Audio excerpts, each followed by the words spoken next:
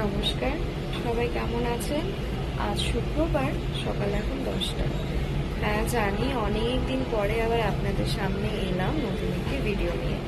মাঝখানে কোনো video upload করা হয়নি, তবে আজ ভিডিও করার একটি রিজন আছে যেটাতে আমরা দুজনে ভীষণ খুশি।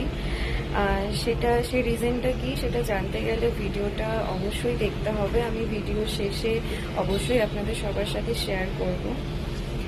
তো ও তো ডিউটিতে বেরিয়ে পড়েছে, আর আমি এখন বাকি সব কাজ করবো। আজকে আমার প্রচুর কাজ রয়েছে, আর মানে আর যেন তর সইছে না। তো যাই হোক, আমরা এক ভাই এক বোন। আমার ভাই আমার থেকে 4 বছরের ছোট। যেহেতু বাবা মার একটি মাত্র মেয়ে, তাই বাবা মা বাড়ির কাছাকাছি বিয়ে দিয়েছিলেন।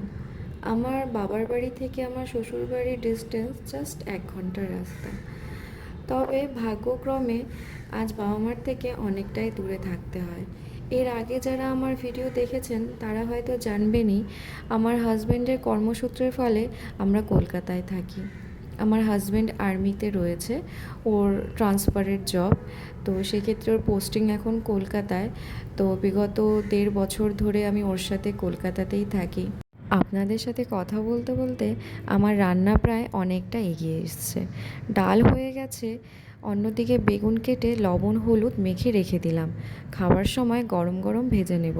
আগের থেকে ভেজে রাখলে ঠান্ডা হয়ে গেলে খেতে ভালো লাগে না। অন্যদিকে বাঁধাকপিটাও বসিয়ে দিয়েছি, লবণ দিয়ে ঢেকে রাখলাম খানিকক্ষণ, তাতে একটু মজে গেলে খেতে ভালো লাগবে।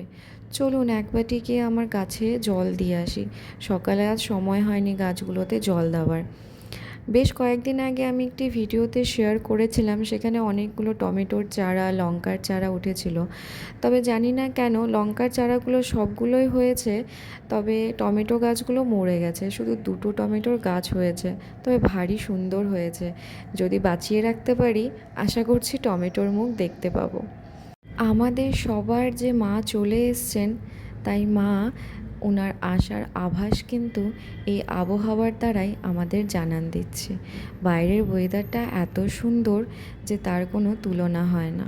আমি গাছ লাগাতে বরাবরই খুব পছন্দ করি।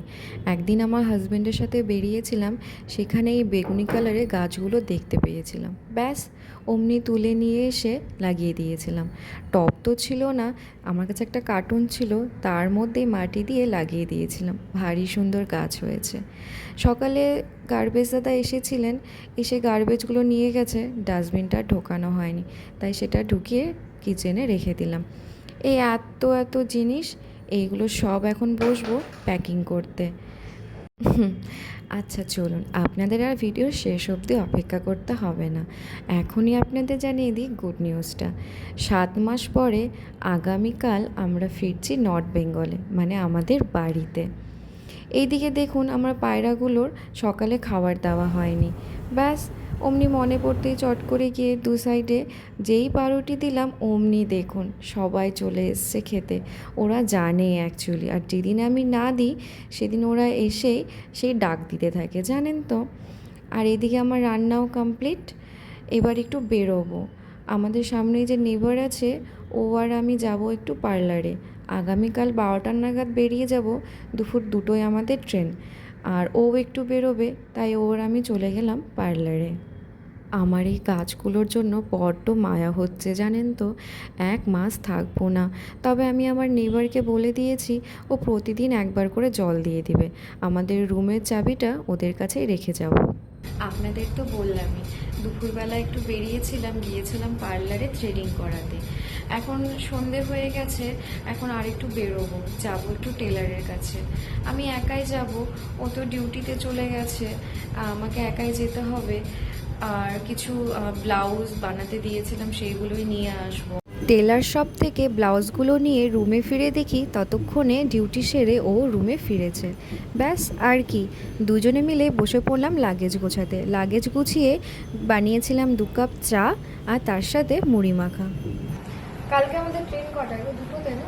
আড়াইটার সময়। আড়াইটা? 12টা নাগাদ আমরা রুম থেকে বেরিয়ে যাব।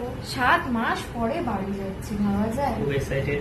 এটা সবার কাছে নর্মাল হলেও আমাদের কাছে এটা অনেক বড় একটা, তাই না বলো? বাবা মার থেকে দূরে যারা থাকে তারাই বুঝতে পারে অ্যাকচুয়ালি। যাই হোক, চলুন তাহলে ভিডিওটা আজকের মতো এখানে শেষ করছি। সবাই ভালো থাকবেন, সুস্থ থাকবেন।